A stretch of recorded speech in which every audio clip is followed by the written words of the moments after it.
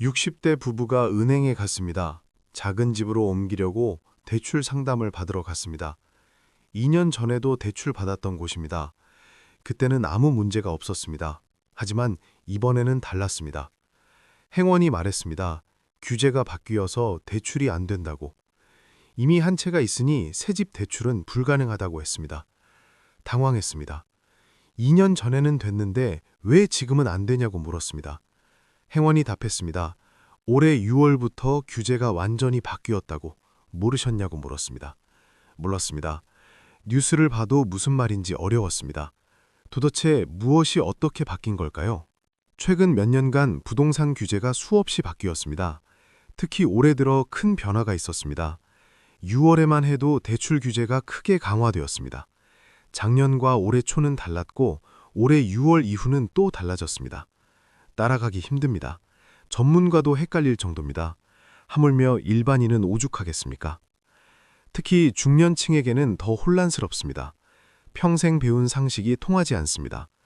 젊었을 때 집 살 때와는 완전히 다릅니다. 대출 받던 방식도 달라졌습니다. 세금 내던 방식도 달라졌습니다. 모든 게 낯섭니다. 핵심만 정리하겠습니다. 가장 중요한 변화들만 말씀드리겠습니다.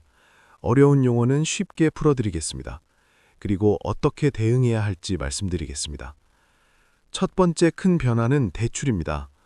올해 6월 28일부터 대출 규제가 크게 강화되었습니다. 수도권과 일부 규제 지역이 대상입니다. 강남, 서초, 송파, 용산 같은 곳입니다. 먼저 대출 한도가 6억 원으로 제한되었습니다. 아무리 소득이 높아도 6억 원 이상은 안 됩니다. 예전에는 조건만 맞으면 7억, 8억도 가능했습니다. 하지만 이제는 무조건 6억 원까지입니다. 더 큰 문제는 집이 이미 한 채 있는 경우입니다. 한 채가 있으면 두 번째 집 살 때 대출이 막힙니다. 완전히 막힙니다. 6개월 안에 첫 번째 집을 팔겠다는 조건을 달아야 겨우 가능합니다. 그것도 수도권에서는 절반만 빌려줍니다. 두 채 이상 있으면 아예 불가능합니다. 한 푼도 못 빌립니다. 이것이 가장 큰 변화입니다. 예전에는 집이 여러 채 있어도 소득만 충분하면 대출 받을 수 있었습니다. 하지만 이제는 안 됩니다. 생애 처음 집 사는 사람도 영향을 받습니다. 예전에는 집값의 80%까지 빌릴 수 있었습니다.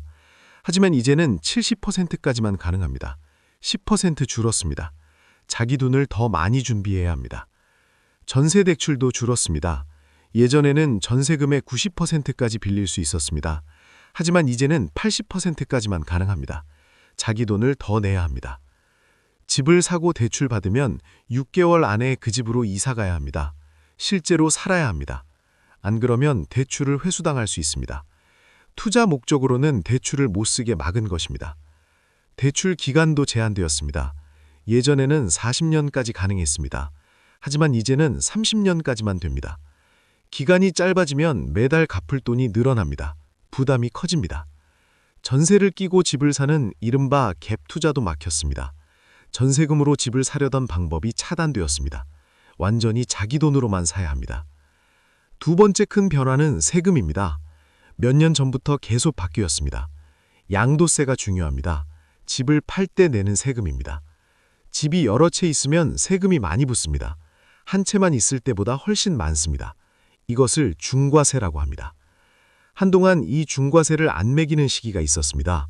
작년 5월까지였습니다. 하지만 그 이후로는 다시 중과세가 적용됩니다. 종합부동산세도 계속 논란입니다. 집값이 높으면 내는 세금입니다. 이것도 자주 바뀝니다. 올해와 내년이 또 다를 수 있습니다. 세 번째 변화는 재건축입니다. 오래된 아파트를 헐고 새로 짓는 것입니다. 예전에는 규제가 많았습니다. 재건축하기 어려웠습니다. 하지만 최근 몇 년 사이 규제가 많이 풀렸습니다. 재건축이 쉬워졌습니다. 안전진단 기준도 완화되었습니다. 초과이익 환수제도 개편되었습니다. 분양가 상한제도 조정되었습니다. 재건축이 활성화되는 분위기입니다. 이렇게 많은 변화가 있었습니다. 혼란스럽습니다. 그렇다면 어떻게 대응해야 할까요? 첫째, 현재 상황을 정확히 파악하십시오. 지금 집이 몇 채입니까? 어디에 있습니까? 대출은 얼마나 있습니까? 현재 상황을 명확히 아셔야 합니다. 그래야 대응할 수 있습니다. 둘째, 당분간은 큰 움직임을 자제하십시오. 규제가 너무 자주 바뀝니다. 올해 6월에 바뀌었으니 또 언제 바뀔지 모릅니다. 급하게 사거나 팔지 마십시오. 상황을 지켜보십시오.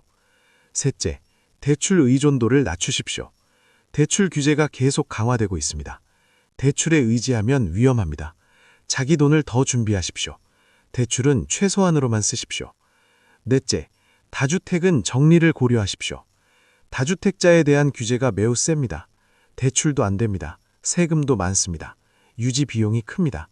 정말 필요한 집만 남기고 정리하는 게 나을 수 있습니다. 다섯째, 실거주 위주로 생각하십시오. 모든 규제가 투자를 막는 방향입니다. 실제로 살 집만 혜택을 줍니다. 투자는 규제합니다. 실거주 목적으로만 접근하십시오. 여섯째, 전문가와 상담하십시오. 혼자 판단하기 어렵습니다. 세무사, 부동산 전문가와 상담하십시오. 본인 상황에 맞는 조언을 받으십시오. 돈이 들어도 아깝지 않습니다. 일곱째, 지역을 잘 선택하십시오. 수도권과 규제 지역은 규제가 셉니다. 비규제 지역은 상대적으로 덜합니다. 꼭 수도권이어야 하는지 고민해 보십시오. 여덟째, 서두르지 마십시오. 규제가 바뀐다고 해서 집값이 당장 폭락하지는 않습니다. 천천히 생각하고 결정하십시오. 급하게 움직이면 실수합니다. 아홉째, 현금 여유를 확보하십시오. 대출이 어려워졌습니다. 현금이 중요합니다. 모든 돈을 부동산에 묵지 마십시오. 유동성을 확보하십시오.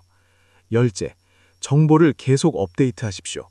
규제는 계속 바뀝니다. 작년 정보는 이미 옛날입니다. 최신 정보를 확인하십시오. 정부 발표를 주시하십시오. 무엇보다 중요한 것이 있습니다. 너무 스트레스 받지 마십시오. 규제가 바뀐다고 해서 집을 못 사는 건 아닙니다. 방법은 있습니다. 조금 어려워졌을 뿐입니다. 규제는 결국 과열을 막기 위한 것입니다. 실수요자를 보호하기 위한 것입니다. 실제로 살 집을 사는 사람에게는 크게 불리하지 않습니다. 투기를 하려는 사람에게만 불리합니다. 여러분이 실제로 살 집을 찾는다면 크게 걱정하지 않으셔도 됩니다. 조건을 잘 맞추면 됩니다. 자기 돈을 좀 더 준비하면 됩니다. 불가능한 게 아닙니다. 다만 투자 목적이라면 포기하는 게 낫습니다. 지금은 투자하기 좋은 시기가 아닙니다. 규제가 너무 셉니다. 위험이 큽니다. 차라리 다른 투자를 고려하십시오. 규제를 두려워하지 마십시오. 이해하고 대응하면 됩니다. 전문가 도움을 받으십시오. 차근차근 준비하십시오. 조급해하지 마십시오. 변화는 기회이기도 합니다. 규제가 강화되면 시장이 안정됩니다. 거품이 빠집니다. 실제 가치대로 거래됩니다. 이것은 실수요자에게 유리합니다. 혼란스럽지만 결국은 안정으로 갑니다. 규제의 목적이 그것입니다. 조금만 기다리십시오. 시장이 아적하고 안정되면 상황이 나아집니다. 여러분의 현명한 판단을 응원합니다. 규제 변화를 잘 이해하시길 바랍니다. 현명한 대응으로 좋은 결과 얻으시길 바랍니다. 이 영상이 도움이 되셨다면 구독과 좋아요 부탁드립니다. 감사합니다.